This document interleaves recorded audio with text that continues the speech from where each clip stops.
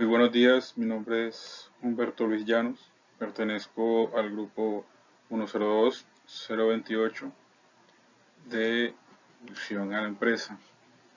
En este corto clip vamos a hablar un poco sobre la terminología referente a fundamentos de administración, conceptos básicos. Empezamos por liderazgo en la empresa. Cuando hablamos de liderazgo en la empresa, estamos hablando sobre una especie de influencia mediante la cual se pueden lograr que los miembros de una organización voluntariamente participen en el logro de los objetivos. Líder es quien puede influir en las actividades o acciones de los miembros de un colectivo, porque estos deciden voluntariamente ser influenciados por la figura que tienen como líder. Encontramos también qué es la empresa. Esta se define como una institución donde un conjunto de personas transforman diversos recursos en bienes y servicios que satisfacen necesidades humanas. La finalidad u objetivo de este es que estos beneficios sean distribuidos en sus propietarios. Ahora bien, tenemos los elementos de la empresa, en donde está que la actividad principal radica en transformar esa serie de factores producidos en conjunto de bienes o servicios y que estos a su vez creen utilidad para los consumidores de los mismos. Para llevar a cabo esta actividad, la empresa debe contar con los siguientes elementos básicos. Elementos tangibles son los diversos elementos como materiales, que son los bienes duraderos, como edificios, terrenos, mobiliarios, y bienes no duraderos, como materia prima o productos acabados. Elementos financieros, fondos monetarios que se necesitan para la puesta en práctica de la actividad. O también existen los elementos humanos o personales, que son propietarios de capital, directivos y empleados. Continuando con los conceptos, están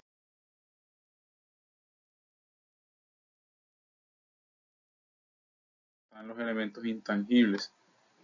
¿Cuáles son estos? Hablamos de los relacionales, en donde está el valor de las relaciones de la empresa con el medio externo. Los elementos humanos, que son el conjunto de conocimientos, habilidades que tienen las personas que trabajan dentro del grupo empresarial. Están los estructurales, en donde se refiere al esquema, el procedimiento, la base de datos y en definitiva todo lo que conforma como tal una estructura dentro de la empresa. Encontramos los elementos organizativos, que se refiere a la estructura y cómo ésta influye en el buen funcionamiento de la misma. Existen diversas clasificaciones para las empresas. Una de estas es por la clasificación en cuanto a su actividad económica. Encontramos empresas del sector primario, secundario o terciario. En el sector primario encontramos los agroganaderos. Son aquellos de naturaleza agrícola, minera, ganadera, pesquera. En nuestra localidad estamos hablando, por ejemplo, de Agrícola Santander o de Pescadería La Ballena Azul. Empresas del sector secundario o industrial. Estas se encargan de producir bienes a partir de la transformación de la materia prima. Podemos hablar aquí, por ejemplo, de la industria textil. Y las empresas del sector terciario o de servicio, que no son más que aquellas que se encargan de brindar bienes y servicios intangibles a la población, llámese cines, restaurantes, etc. Ahora bien, hay otra clasificación que es según su tamaño, puede ser pequeña, mediana o grande, y esta pues nos habla de la cantidad de operarios que tiene como tal. Pequeña, estamos hablando de menos de 50 operarios, mediana entre 50 a 500 y la siguiente clasificación, que es grande, en donde hay más de 500 empleados. Como ejemplo tenemos Tecnolás y Monómeros. También se puede clasificar en cuanto a su tamaño de ingresos.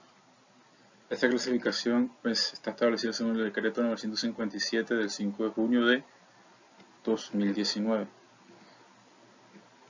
Básicamente hablamos del sector manufacturero, el sector servicios, en donde su clasificación está determinada por las VT, que son las unidades por valor tributario. Aquí encontramos las microempresas, pequeñas empresas, medianas empresas.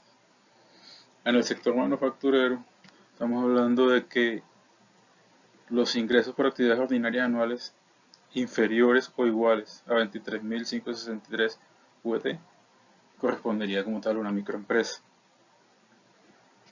Y así sucesivamente como lo vemos en la diapositiva.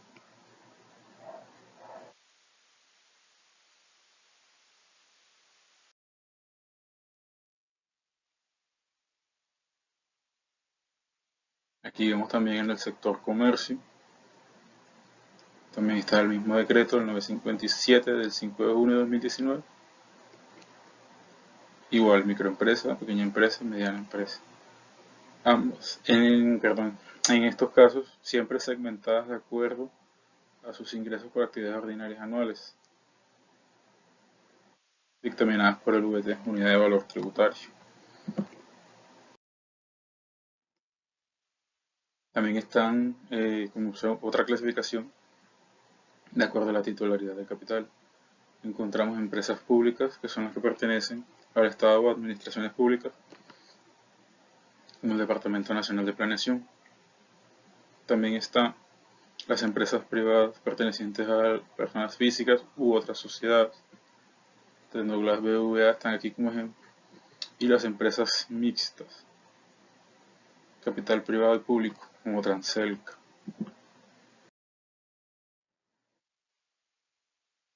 Otra clasificación es según su forma jurídica. Aquí aparecen las sociedades, sociedades limitadas o LTDA. Este tipo de empresas deben ser constituidas mediante escritura pública y pueden contar con mínimo de 2 socios y máximo hasta 25. Al superar la cantidad de socios o no incluir la palabra limitada, la sociedad automáticamente se desintegra. Este tipo de empresas hace que el capital se divida por partes iguales entre los titulares y al ser responsabilidad limitada, los accionistas solo son responsables por la cantidad aportada individualmente a la empresa. Esto no pone en riesgo ni su capital o sus bienes personales. Las sociedades anónimas o SA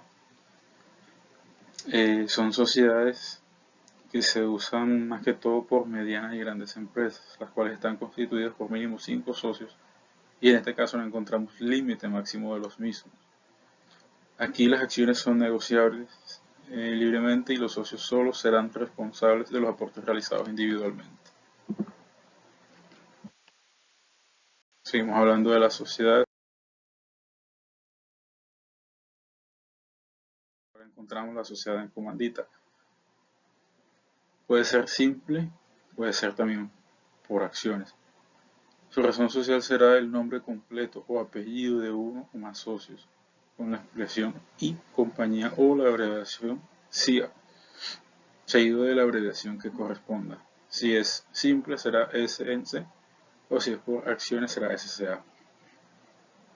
La simple o SNC constituye mínimo de 1 y máximo de 25 socios comanditarios o capitalistas. Uno o más socios gestores. Estos son los que se encargan de las operaciones como tal, es decir, administran o le hacen seguimiento a los negocios, mientras que los socios comanditarios son simplemente los que aportan el capital. La sociedad en comandita o por acciones, estamos hablando de la SCA, están constituidas por mínimo 5 socios comanditarios, pero aquí no hay límite máximo. Las responsabilidades son las mismas que en la comandita simple y el capital se divide en partes iguales. Tenemos también la sociedad por acción simplificada o SAS, en donde las empresas son conformadas por mínimo una persona sin límite máximo de accionistas y se constituye mediante un documento privado registrado en el registro mercantil de la Cámara de Comercio. Su capital de acciones se divide libremente son negociadas y es común que sea usada en empresas dirigidas familiarmente. También encontramos la sociedad colectiva, en donde se destaca la cercanía o confianza que hay entre sus socios. Esta puede estar conformada por mínimo dos socios, dividiéndose en dos clases: socios capitalistas, que son quienes aportan el trabajo y capital, y los socios industriales, que son los que aportan el trabajo personal.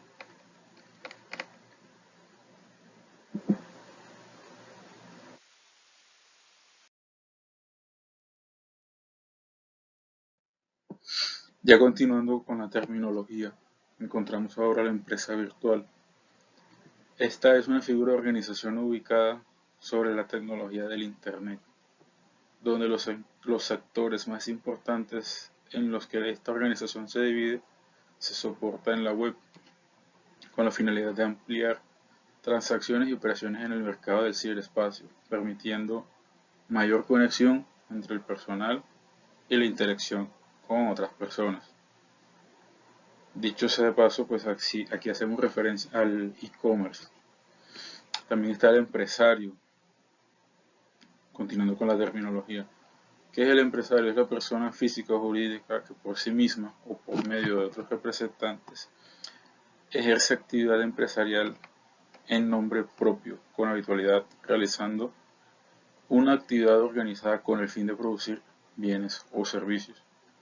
Este tiene que cumplir tres características. La primera es que debe realizar una actividad organizada profesionalmente. La segunda es que dicha actividad debe realizarla con habitualidad y no ocasionalmente, teniendo en cuenta que es de modo público. Y como tercera característica, la actividad debe ejercerse en nombre propio por parte del empresario responsable. Este asume la responsabilidad por las actuaciones de quienes intervienen como tal en dichas actividades.